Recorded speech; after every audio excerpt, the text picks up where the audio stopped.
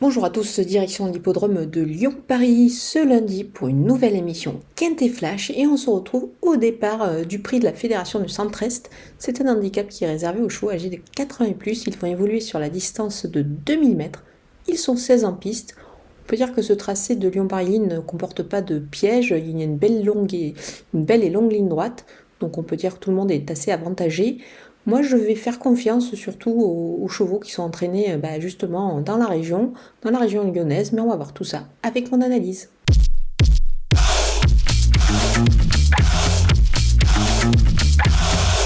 Allez, on attaque avec mes bases et le numéro 7, Go With The Wind. C'est un cheval qui reste sur une tentative plutôt intéressante. D'ailleurs, jugé sur cette dernière sortie, il était gardé, il est confirmé à ce niveau. Il est extra, c'est un local, il est entraîné ici pas très loin des terres lyonnaises. Par Jean-Pierre Gauvin. C'est un cheval qui est monté ici par Stéphane Pasquier, donc on peut lui faire confiance. Je pense qu'il a beaucoup d'atouts dans son jeu pour pouvoir s'imposer. Le numéro 9, Cléodore, c'est pareil, c'est un local de l'étape. Il a la pointure, il l'a déjà prouvé. Moi j'y crois beaucoup, il a fait ses preuves dans les handicaps, il a tiré un bon numéro de corde, donc on va le suivre de très près. Le numéro 6, Morton, c'est tout simplement le compagnon d'écurie de Go With The Wind.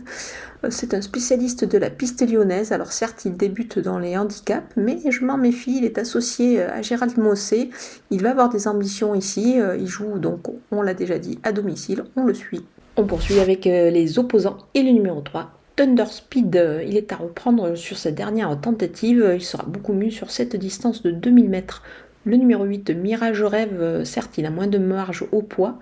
Toutefois, moi je vous conseille de le surveiller de près, il peut accrocher une belle place ici. Le numéro 12, King Motif, c'était pas mal du tout le dernier coup, c'est pour cette raison que je m'en méfie. Surveillez-le de très près dans cette épreuve.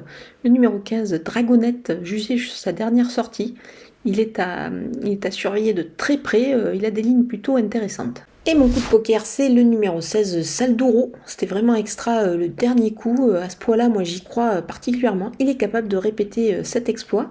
Dans ce lot, il trouve pour ma part des conditions plutôt intéressantes, donc on va le retenir assez haut. Les outsiders avec le numéro 1, Kabir, longtemps absent des handicaps, là je m'en méfie si pour son retour dans cette catégorie-là, c'est un ancien bon cheval, attention à lui. Le numéro 13, Jackson, on le connaît bien, avec un bon parcours, il est capable, pourquoi pas, d'accrocher une place ici. Le numéro 5, Electron Libre, alors certes il a moins de marge au poids désormais à cette valeur-là, mais attention, il peut encore surprendre, pourquoi pas. Le numéro 10, Shamsabad, c'est un cheval qui a beaucoup d'expérience, on le connaît bien à ce niveau de la compétition, donc jugé sur cette expérience-là, il peut pourquoi pas créer une petite surprise. Le numéro 2, Vent Contraire, c'est une rentrée, il n'a qu'une course à son actif cette année, donc on va plutôt le voir en fin de jeu, mais attention, il est capable, pourquoi pas, sur sa fraîcheur, de réaliser une performance. Allez, on termine avec les délaissés et le numéro 14, Centurin. Il doit convaincre, moi il déçoit ces derniers temps, donc je préfère l'écarter.